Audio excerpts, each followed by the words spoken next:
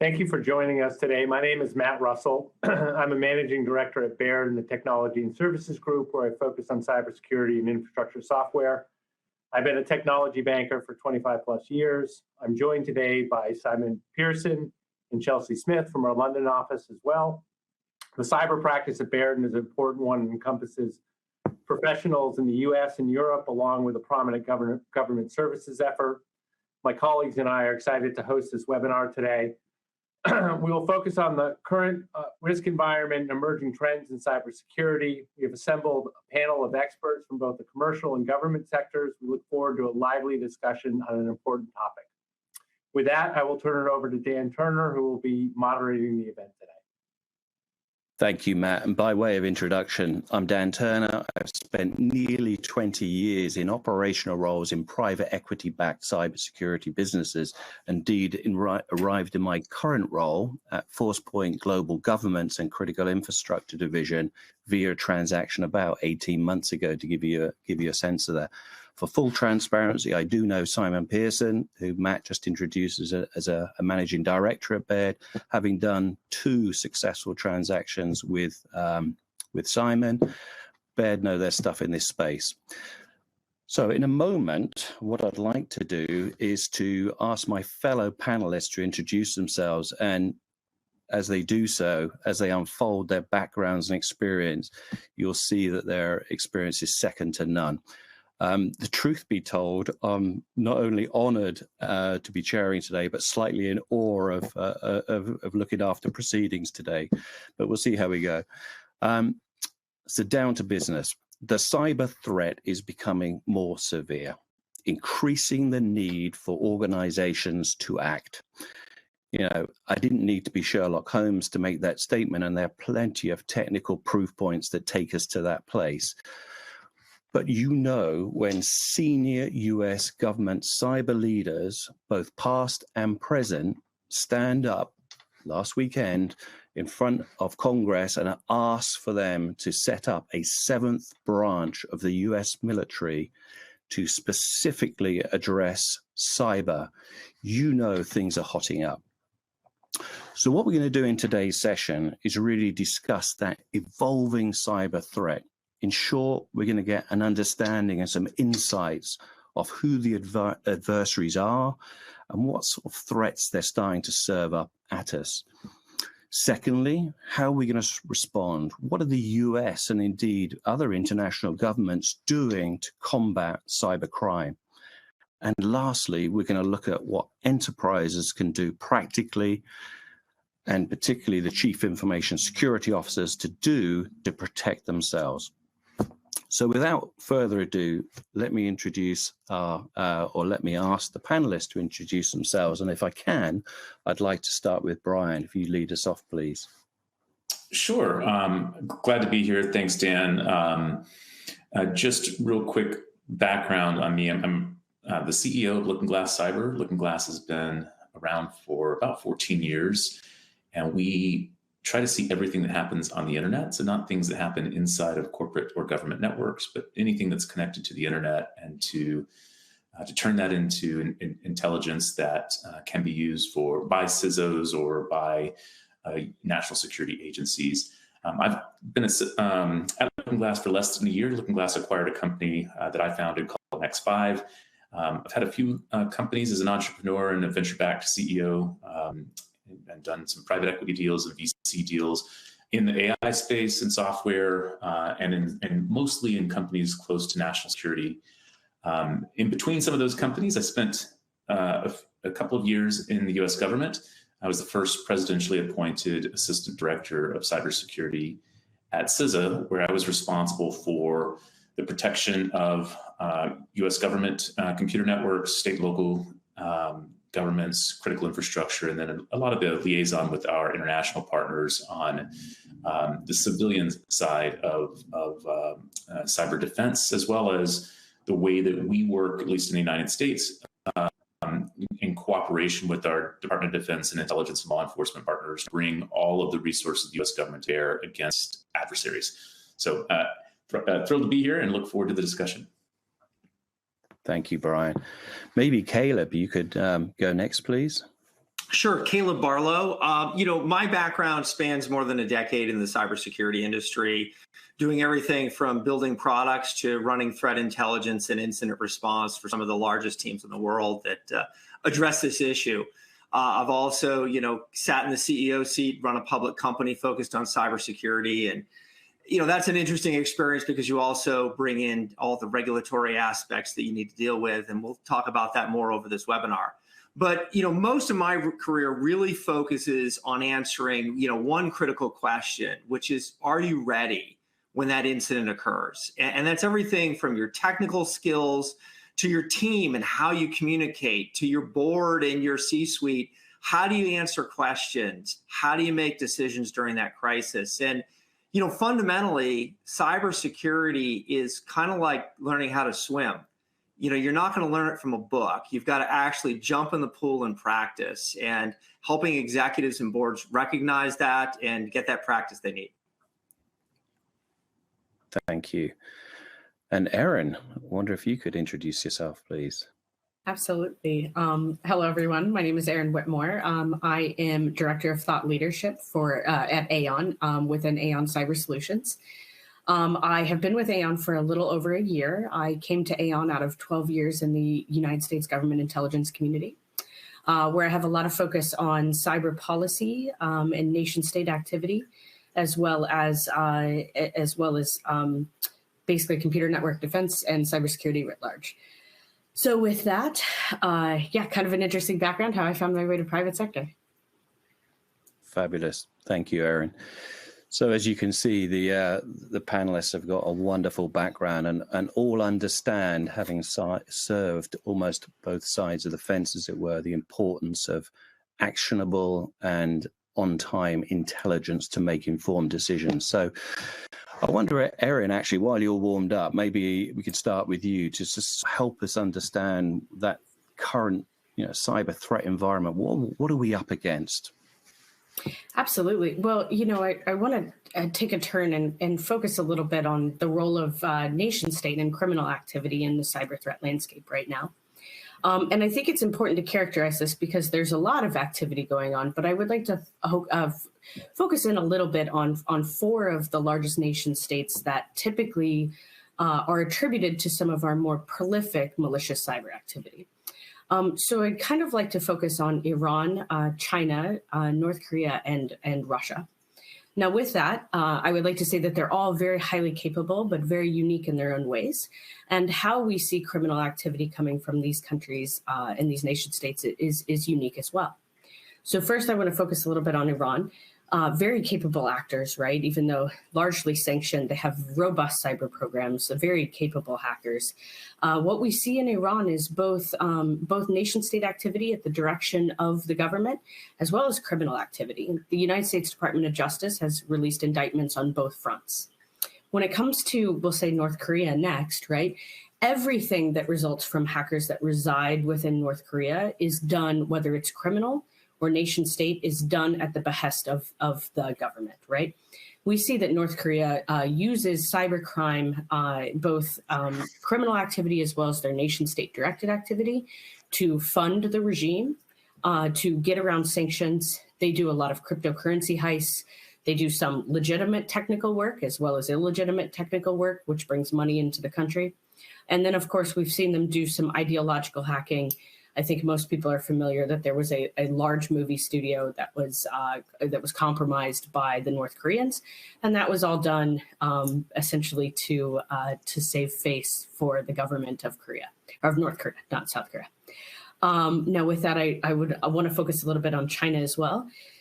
Very capable actors. If it is a advanced persistent threat, or APT, that's residing within China, it is almost always, right, working at the behest of the government.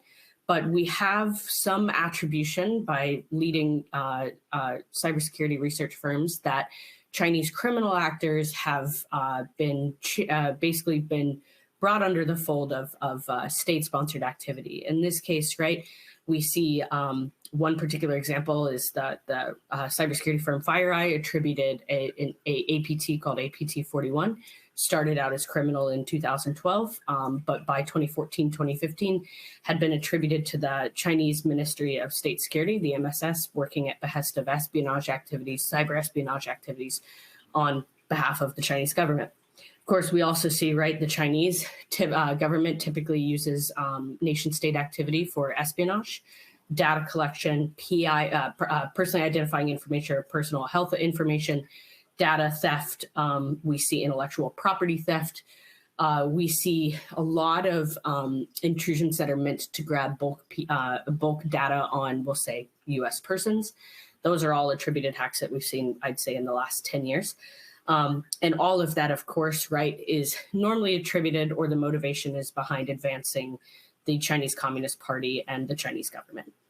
And then last but not least, my favorite, I say this, it's the one I specialize in the most, is Russia, right? Russia has a very robust state-sponsored number of APTs that are attributed to their security services, whether that's the FSB, the GRU, or the SVR. Many of you have heard of the prolific hacks attributed to them, such as SolarWinds. State-sponsored activity, right? There's been multiple indictments by the United States government against Russian hackers, both on the criminal side and on the state-sponsored side. The line between criminal activity and state-sponsored activity is very blurred and very confusing when it comes to Russia, unlike some of our other countries discussed. In that case, right, we see a lot of harboring of Russian criminal actors, not a lot of crackdown on them, and I'll get to that later in our discussion. But we don't see any clear tasking or there's never been irrefutable proof that ransomware groups that reside in Russia are working on at the behest of the Russian Federation. However, we do have obvious ties when Russian state-sponsored activity compromises companies as well as governments around the world. So I hope that that's a really quick rundown of the capabilities of those nation states and what their ties are to criminal and nation state activity. Yeah, thank you, Erin. That's a wonderful kind of backdrop to what the current threat is. And I wonder, Brian, if I could bring you in, because Erin mentioned ransomware there and its impact, and I wonder if you could give some thoughts on that, because it seems to be prolific. Yeah, I'd say that the maybe two kind of anchoring thoughts about ransomware. I think the first is that nothing that we have done so far as governments or corporations has deterred ransomware actors. They are continuing to succeed in their endeavors, and it's a profitable enterprise for them. And so, as you suggest, it continues and is expanding. I think the second anchoring statement I'd make is that the state of software is pretty dreadful. And so there are plenty of vulnerabilities that ransomware actors can exploit, or that really any cyber actor can exploit. I think the objectives of nation-state actors, as Erin was talking through, are different than the objectives of ransomware actors. And so when we take these two kind of anchoring statements together, there's plenty of opportunity for them. And so far, they have run with really little impedance, from governments now, because it is continuing. It's an increasing cost of doing business. There are, I think the most notable, at least for Americans, the most notable event was the Colonial Pipelines ransomware incident that not only had a cybersecurity component to it, but it bled into the physical world. It impacted more than just the employees of the company or the company systems. It impacted ultimately, energy supply on the East Coast of the United States. And I think that those kinds of wake-up calls, so both kind of who is being compromised by ransomware actors and then the real world impacts it can have, are leading to a more aggressive posture amongst many countries.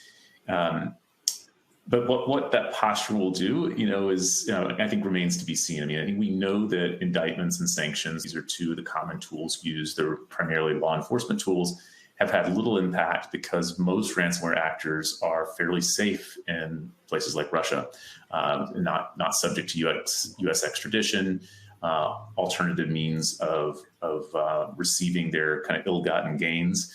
And so in the national security strategy that the U.S. just published, there's some interesting language in there that designates ransomware actors in the same way that ISIS and other non-state actors have been designated. And this opens the aperture for not only law enforcement tools, but also military and intelligence agency tools to more aggressively go after the actors. And my view is that if they don't have consequences, they will continue.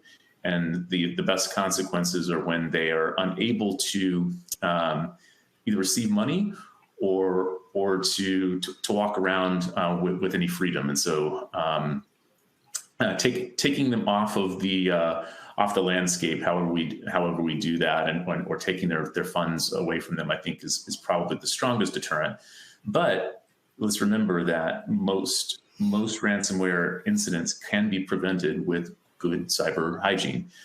I don't think that's always the case. We saw poorer small businesses, old businesses that were compromised. We're seeing very sophisticated, very modern businesses, very financially capable businesses that are being compromised by ransomware actors today. And so, there really is a level of diligence and investment that is required of CISOs in order to make it harder for a ransomware actor to be successul and make it more possible for them to respond and recover for an incident that is unfortunately very likely at some point in the future for really just any company. No, fabulous. And I think one of the things, having done some prep for this webinar, I was looking at some literature on Looking Glass, actually. And one of the eye-catching references that I think you may, quoting you now here, I think, Brian, is that, look, most companies do not have a nation state threat, but all companies have a ransomware threat. And certainly in Europe here, on this side of the pond, we're seeing huge problems. Many people would have seen our Royal Mail service, their international division was really poleaxed, still only getting back to its feet 5-6 weeks after the event. So it's a really huge problem. And as you say, until we get some of these actors that seem to act with impunity, I think companies have to be super vigilant around this. I wonder if I can, sorry, Brian. Caleb, I wonder if I could bring you in. So in terms of, we've seen a little bit now about that evolving cyber threat environment and some of the key threats like ransomware being served up. How do we just respond? I mean, what are the U.S. government and other friendly governments doing to combat this kind of prolific cybercrime issue?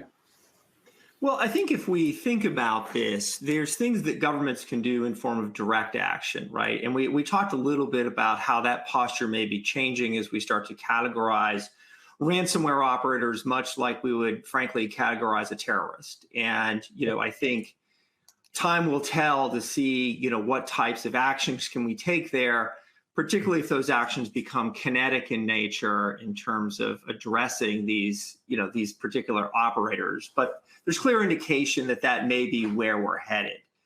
On the other hand, we have to look inward into our companies and really start to think about what changes are required there.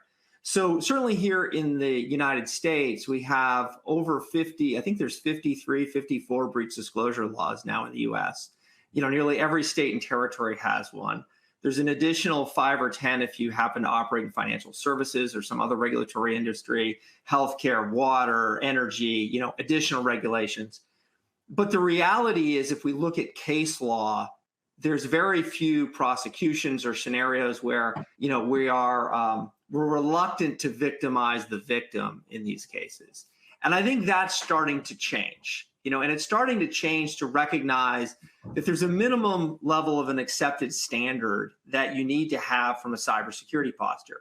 I mean, simply put, not to get overly technical, but, if you're a company of any size and your network's not segmented, if you don't have endpoint detection and response, if you're not using multi-factor authentication on literally everything, then we're starting in today's day and age to approach the borders of negligence. And I think regulators are starting to recognize that although we may be reluctant to put down "thou shall do the following" into a regulation because of the time at which it takes these things to pass, the reality is, and we saw a lot of this in the recent presidential cybersecurity strategy, is that there are existing laws in the books that will allow for these things to be regulated, for fines to be levied, even without defining the exact cybersecurity posture. One of them that's being discussed quite extensively by the administration is the use of the False Claims Act, which literally the False Claims Act goes back to the Civil War.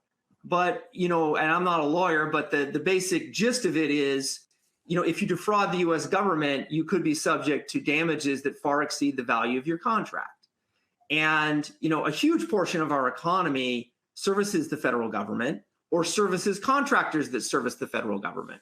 So, if we start to see case law evolve where prosecutions occur either from the False Claims Act or from things like recent SEC guidance, we're going to start to see these things tighten up and for companies to be held accountable. And it isn't frankly any different than recognizing in your corporate headquarters there's a risk of a fire. It's not acceptable to go, hey, it's a risk of a fire. It's bad that it occurred. A bunch of people got hurt, but I didn't have smoke detectors, right? This isn't any different in terms of that risk that unfortunately a cyber risk can be anticipated.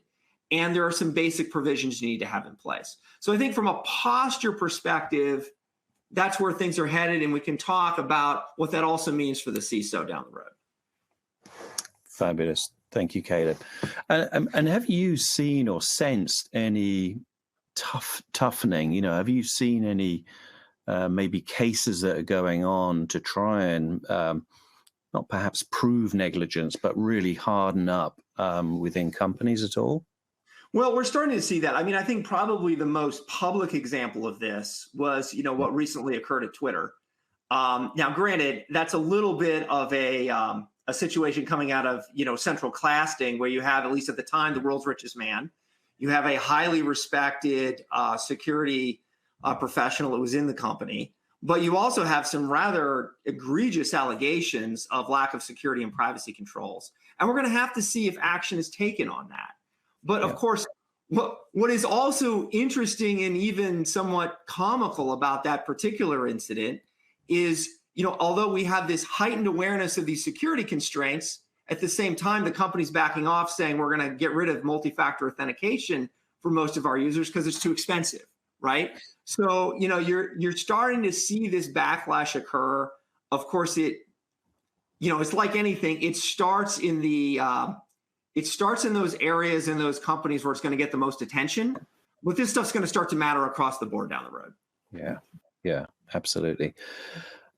And Brian, I don't know if you've got any thoughts on regulations and penalties, particularly in the US at the moment. Well, I do. I will say that as a pretty fiscal conservative minded entrepreneur and capitalist, I'm generally opposed to regulation. And if I look at the way that the U.S. cybersecurity strategy has been up until the most recent, published strategy, but also some of the legislative endeavors that have taken place over the last year or so, our strategy has really been based on voluntary partnership, very light regulation as a general rule. Some agencies, as Caleb was mentioning, certainly have, like financial services and others, have used regulatory means. But for the most part, companies were encouraged to voluntarily share information with the U.S. government, voluntarily cooperate with the U.S. government. And I think that in particular, where that things have been very voluntary have been software manufacturers, software developers, companies like Microsoft and others. What we have to admit, based on the state of cyber insecurity, is that voluntary regime hasn't worked.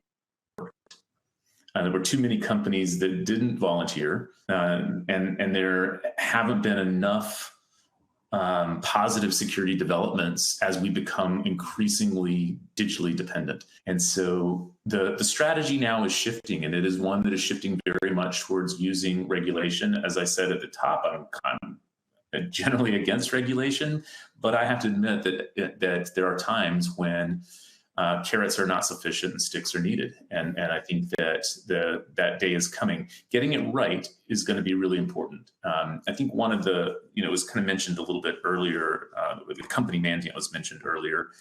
What's really interesting is that when the SVR, when Russian intelligence compromised Mandiant, Kevin Mandiant took that compromise to the US government and ultimately public.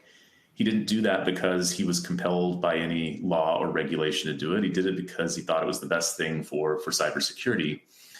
I am cautious of a regime in which there are penalties or thresholds or legal loopholes, and there are, instead of CEOs coming on a voluntary basis, there are lawyers trying to minimize disclosure or draw out processes. Yeah. So we'll have to get this right. I think it's the right concept for right now. I think the implementation is going to be hard to get right, and I'm sure we won't get it right in the first go. But hopefully we will iterate towards an approach in which there is still a lot of voluntary back and forth. There are incentives for having better security, and there are penalties for not having enough security. And getting that penalty part right is going to be a challenge, but it is the strategy that this administration is taking on, and I support it with qualifications. Yeah, no, thank you. Dan, if I could chime in with something there, because I kind of want to point out as well to everything that's just been said on the regulatory side. Newton's law of physics, for everything there's an equal and opposite reaction, right? So what we see on the nation state side, right, in particularly in regards to Iran, North Korea, China, and Russia, is kind of an opposite reaction, which is, as we see regulation increasing, we also see those nation states taking actions to harbor cyber criminal or nation state hacking activity. And I say this because all four of those countries, right, have U.S. Department of Justice indictments against hackers that reside within their borders, right, and are citizens of those countries. And right, yet to date, we will never see an extradition of them, right, by that country.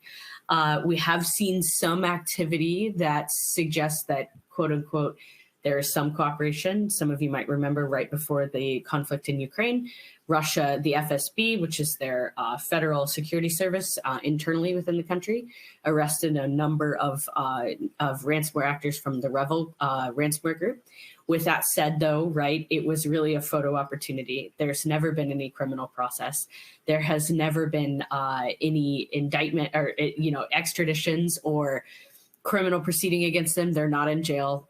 It was really largely a show. And of course, the conflict in Ukraine happened and it all disappeared from the news. And even recently, right, the Russian Federation has introduced a desire and made it known in the news that they wanted to legalize hacking on behalf of Russia, right? Therefore, creating a safe harbor. All of those countries, right, have non-extradition to the United States. So even if we have an indictment, we'll never see those individuals sent to either to Western Europe or to the United States. And I think it's just important to understand as we look at, as regulation increases, particularly in the West, and as we look at these countries who are creating those safe harbors for hackers. And to that point as well, let's also remember, and this is very important for that ability to restrict payment, right? The monetary reward for cyber criminal activity. It is important because none of these countries are incentivized to stop the criminal illicit funds, the hundreds of millions of dollars that come into their economy from cyber criminal activity from occurring, right? Russia is not incentivized. China, as I said, there's less financial criminal activity. Almost everything is more actually intellectual property theft or stealing trade secrets, stealing information that will better economically present China to the world, right? North Korea, of course, all ransomware activity that's attributed to North Korea goes straight to funding the regime. And then, of course, Iran, once again, is not going to stop millions of dollars coming into their borders. So I think it's important to keep that in perspective as we look at the state of regulation and compliance around the world. Yeah. And interesting in your business, which is all about risk mitigation at the highest level, I guess this whole change of the guard, as it were, around regulations and potential penalties is making you guys think, right? Absolutely. Right. I mean, Aon's core business is of insurance brokerage, right? And insurance is just simply protecting the balance sheet for businesses. It's important to understand, your risk mitigation strategy and your cybersecurity strategy. It's been said several times in this webinar. Your best way to prevent being a victim, right, is to have good cyber hygiene. But good cyber hygiene plays into everything. It keeps you from hopefully being compromised, but it also helps you with your risk transference piece, and it helps you to posture yourself in order to mitigate your financial loss going forward. And I'm happy to expand on that, as we wrap up the webinar as well. Yeah, no, I would like to come back on that if I can. But just as you were all speaking, I was trying to think what the UK looks like. Now, we have typically, our National Cybersecurity Centre has been, classic British stiff upper lip, keeps itself to itself, would never really be overtly trying to assist UK PLC, if you like, the businesses within it. That has changed quite, I would say, quite dramatically over the last 3 years, to the point where on Sunday evening, actually coming over to the business HQ for end of quarter, I heard an advert. The British National Cybersecurity Centre had a radio advert on. It was quite hard hitting, actually. It was quite an impressive advert, I'd say, but ultimately it's asking businesses to step up, be aware of the threat, but also was offering the olive branch for assistance. And I haven't been able to follow up on it yet, but they did point you to links to go to, websites to go to get assistance and download key papers for exactly what you've all been talking about, really, that the common sense approach to cyber hygiene, really. So I just thought that was quite different. I think our regulatory regime is a little bit behind the US, but that's not unexpected. We typically follow what happens over in the US, probably 6 months behind at best. But I think we're going to see that more and more, particularly in the EU, actually, probably leading the way at the moment as well on that. So, but a lot of policy change and regulatory change, some transformation coming up where I guess, as advisors, particularly Caleb, you're going to be busy trying to advise clients on what the right thing to do there is, really. And maybe Caleb, perhaps I could come to you, and if we've kind of outlined what the overall evolving cyber threat looks like, some of the key threats there, some of the regulations and potential lawmaking that's coming down the pike. I wonder if I could turn to you almost for a story of hope, please. What can we do? What can enterprises do, and particularly the chief information security officers, senior risk officers in these organizations do to protect themselves? Well, I think the first thing to recognize is this is becoming a C-suite role just like the CISO, just like the CIO became a C-suite role, back in the late 90s. And it is fundamentally different than the CIO, right? Where the CIO focuses largely on the delivery of IT services for, a particular cost or investment. The CISO historically has really focused on addressing risk and the mitigation of risk.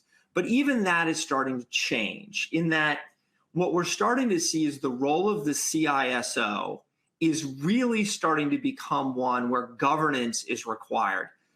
Think of this in a lot of ways like the role of the chief financial officer, right? So the CFO has responsibility for a team that prepares the books overall of the company. But when you bring that forward to the C-suite and the board, particularly at a public company, but even at a private company, there's a level of governance that's required, right? So that CFO prepares the financial statements. Those are reviewed by a third-party auditor, and then there's an audit committee on the board made up of people that have financial expertise, many of which were probably CFOs maybe earlier in their career, that have the governance level to ask the right questions, to think about, are we making the right level of investments? Are we doing accounting in the proper way, right? Well, think of it this way. What's happening now with the CISO is we're starting to see a similar framework evolve, where there's more and more pressure to put cyber expertise on the board, which is hard because many of these people, let's just say, are a little younger than the demographics of who would typically be on a board. But in addition to that, we need to see the same structures, right? Where the CISO prepares their statements on the current posture of the company, the investments that are required, but that's probably reviewed by a third-party organization that's assessing it, just like an auditor would assess. And this is an audit, right? This is an assessment. It's a little bit different. But in addition to that, there's probably a committee on the board that knows how to ask the right questions. For the last 5 years, when CISOs would go before their board, they might get a few questions, but generally speaking, that CISO was educating the board on cybersecurity, educating the board on what they were doing, and bringing forward their proposed budget. There wasn't the level of governance and expertise that you would expect in other parts of the organization to really question that CISO. And, some CISOs are looking at this thinking that may be a threat. I actually think it's just the opposite. It's helping them enable them to do their job, to get the level of investments they need, but it is going to require a slightly different skill in the next generation CISO.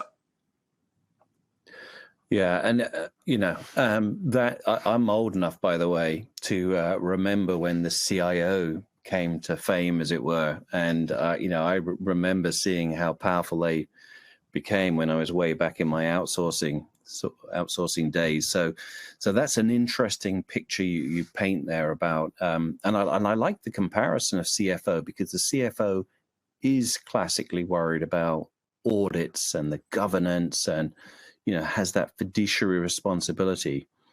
And it strikes me, we as an organization have used Ponemon before, who do studies, I think, annually on the average cost of a cyber breach, and something of the order, I think the last one, about $4.7 million.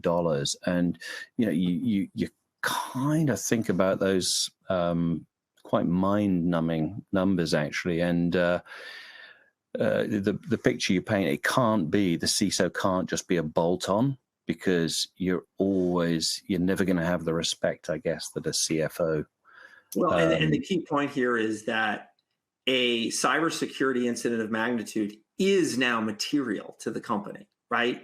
We've talked a lot about ransomware, and people kind of think of, okay, well, my organization shut down. When a hospital shut down, it's material. We've had people die because of ransomware incidents. When a manufacturing environment is shut down, it's material.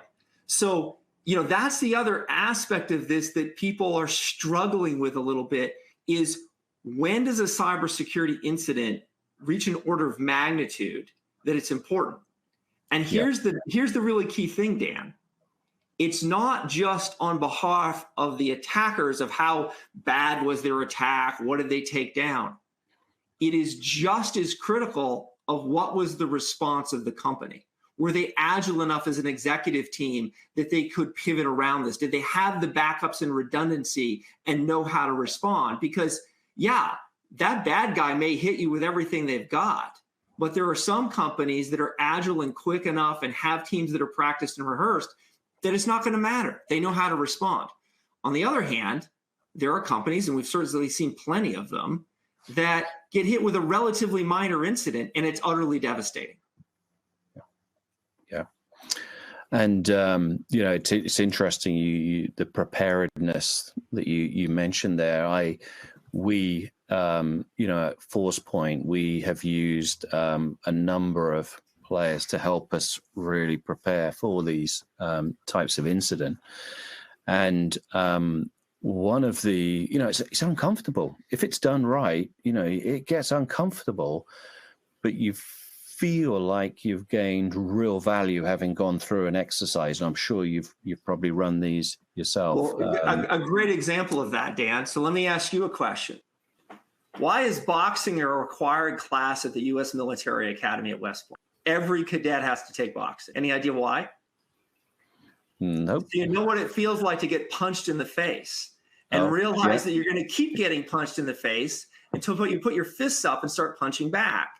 So part of what we really struggle with in a boardroom is everything we deal with in a boardroom is, relatively formulaic, right? Whether it's M&A or a financial transaction, there's a process to go through.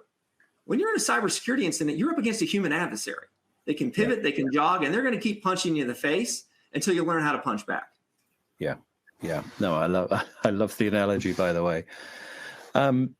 Brian, I wonder if I could bring you in. You've had huge provenance in private equity style back deals and working in the operations, running companies for private equity. These are smart guys, and there must be. Do you have a view on if you've just made an acquisition of a company, day one on close, you've got a risk there. Have you seen anything or can comment maybe on the speed of cybersecurity initiatives that people need to put in place at all?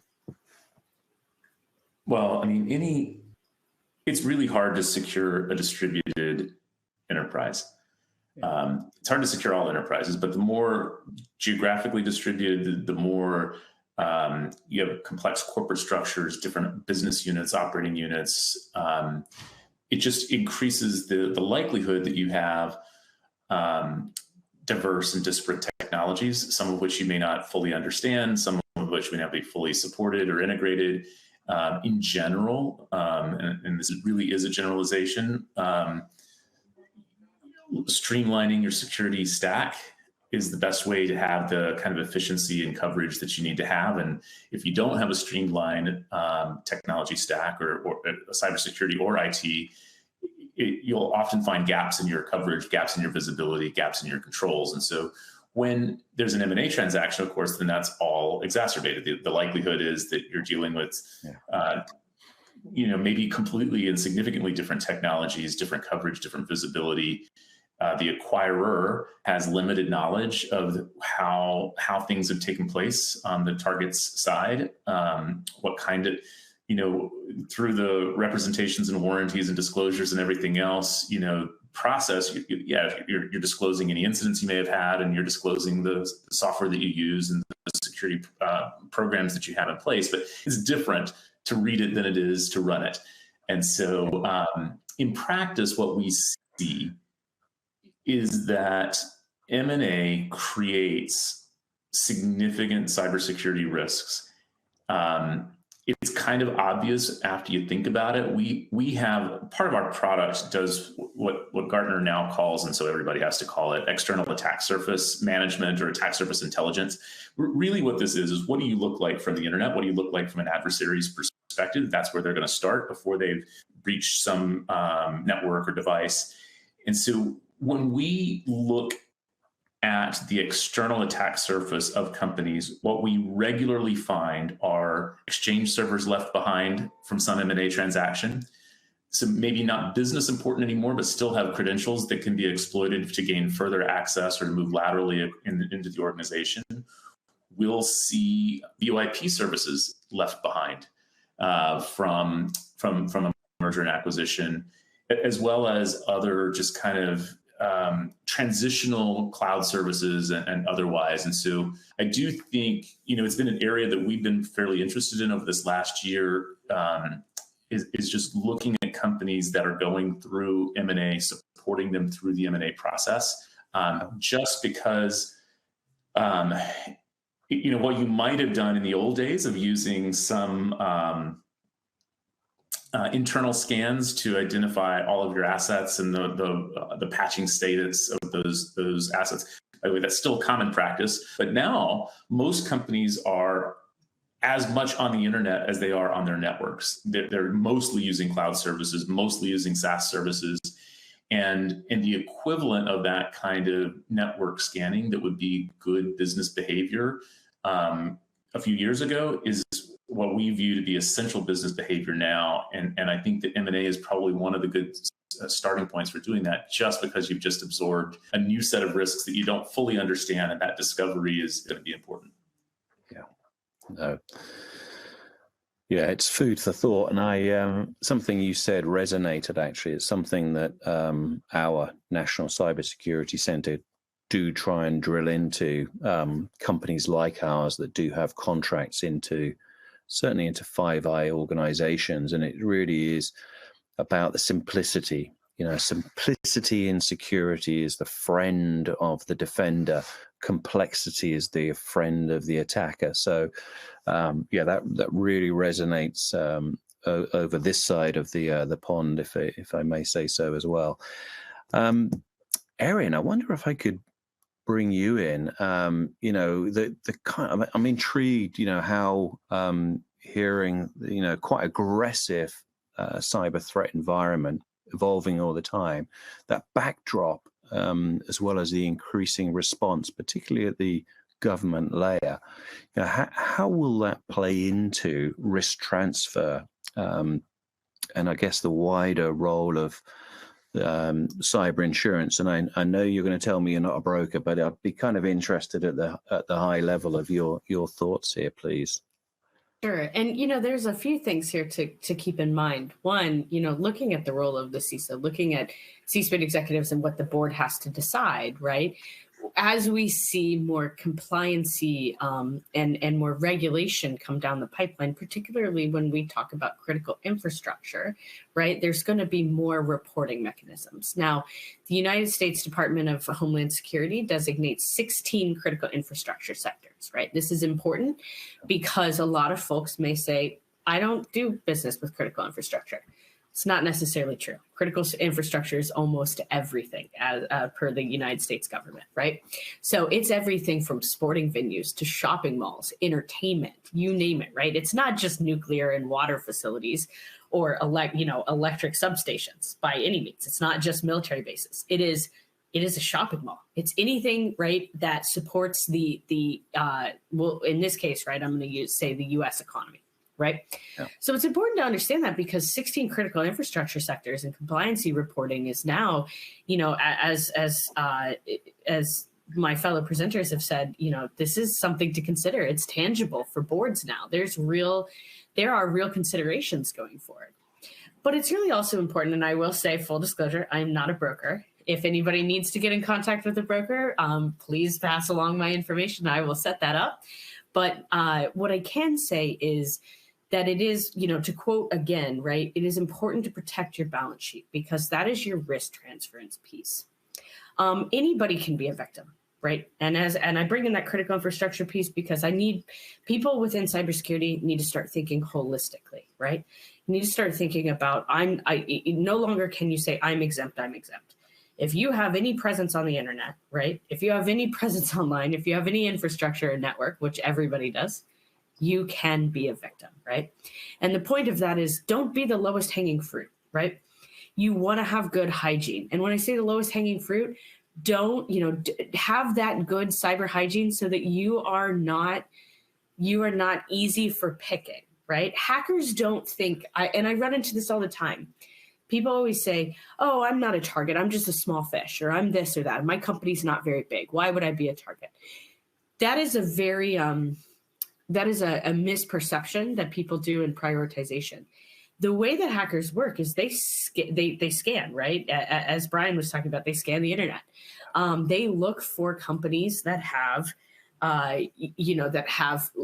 very easy access to get in, right? And it's not a matter of your size or how much money you bring in. It's a matter of, were you easy to compromise? So that's when I say, don't be the lowest hanging fruit. That's where I'm coming at, right? And so we have to flip the way that we think about our risk. We have to consider it from, am I making it easy? I like to say this, it's kind of like the physical reality of, do you have a really robust lock on your front door? Is it harder to break in than your neighbor who maybe has a very flimsy lock, who doesn't have a deadbolt, maybe just has a paper thin door that can be knocked down, right? If I'm a criminal and I'm casing the neighborhood, I'm probably going to go to the door that's really easy for me to get in, as opposed to the door that's really robust, right? And that's important. That's how we have to start thinking about things, quote unquote, in cyberland. There are no cookie cutter options, right? There is no one blanket fits all. I think that there are a lot of folks that are looking for that in cybersecurity, and that's just not the way that it is, right?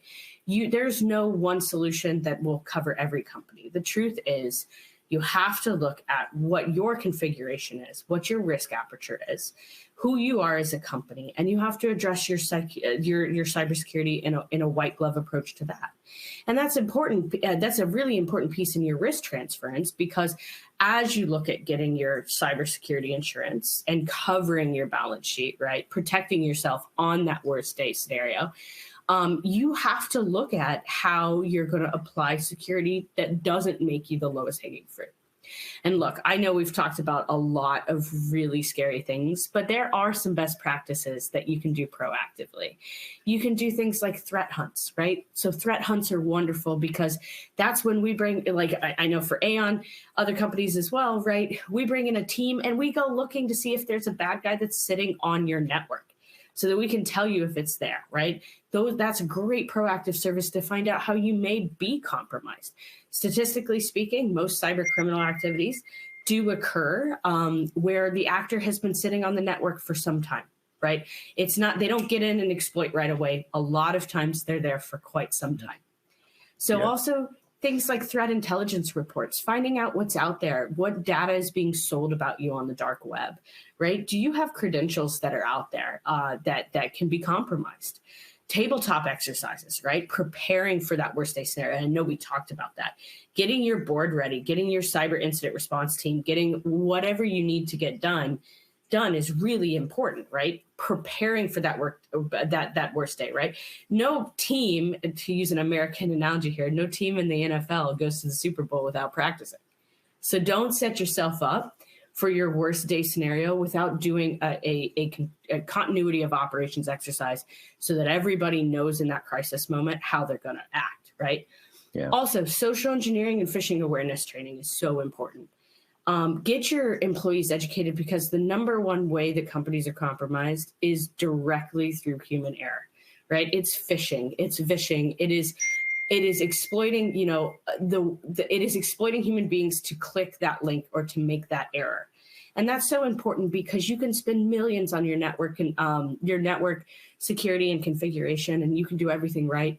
But if somebody walks the bad guy in the front door, what are you going to do, right? Yeah. And then, of course, you want to do vulnerability assessments, application testing, internal monitoring. The list goes on. But I guess my point is, my moral here is, from your first start of assessing your network, right, all the way to your risk transference piece, there are so many ways that you can prepare yourself that are unique to your own company, that are within your own budget, and that are just solid, good, proactive cybersecurity steps that will serve any company well in order to not be the lowest hanging fruit. Yeah.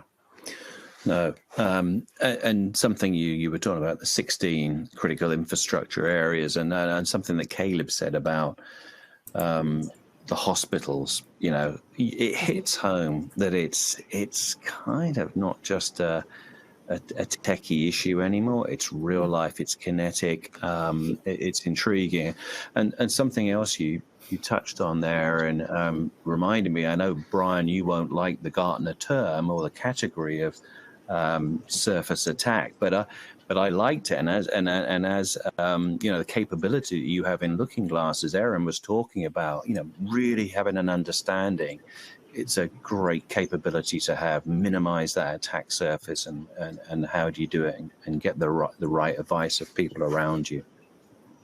I'm very conscious of time, everybody on the call, but before I hand over perhaps to Simon Pearson to perhaps summarize and do a wrap, I would just like to thank Brian, Caleb, and Erin for being fantastic co-panelists.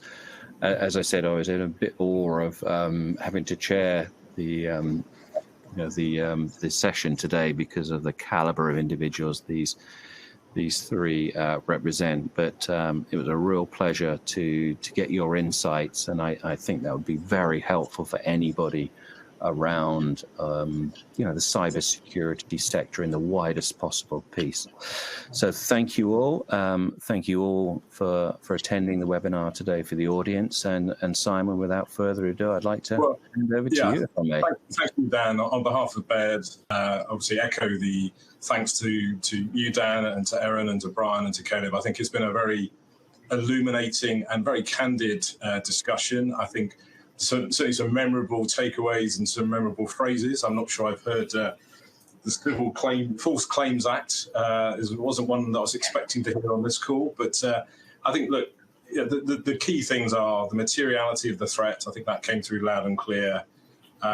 What that means and the breadth of definition around critical infrastructure, I think that came through really loud and clear.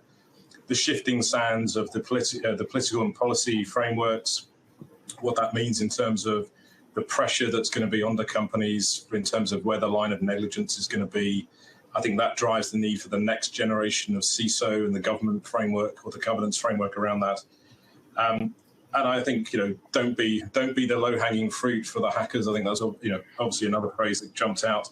I think the other one I loved was the importance of a simplified stack. Complexity is your enemy, and I think that's the other key takeaway. So, but I think amazing conversation. Just a privilege to be a witness to that, and hopefully everyone got value out of it. But again, just final words. Thank you on behalf of Baird, the whole panel, for a great discussion. So thank you.